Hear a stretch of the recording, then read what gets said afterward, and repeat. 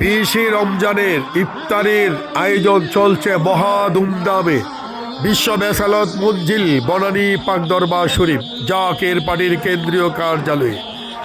আমি জাকের পার্টি পার্বত্য চট্টগ্রাম সাংগঠনিক বিভাগের পক্ষ থেকে সকল সংগ্রামী শ্রমজীবী মেহনতি মানুষ, সকল রোজাধার রেমিডেন্স যোদ্ধা ভাই বোনদেরকে জানাই সংগ্রামী সালাম, শুভেচ্ছা, অভিনন্দন। ইফতার আয়োজনের তদারকিতে আছেন জাকের পার্টির অতিরিক্ত মহাসচিব জনাব মুরাদ হোসেন জামাল।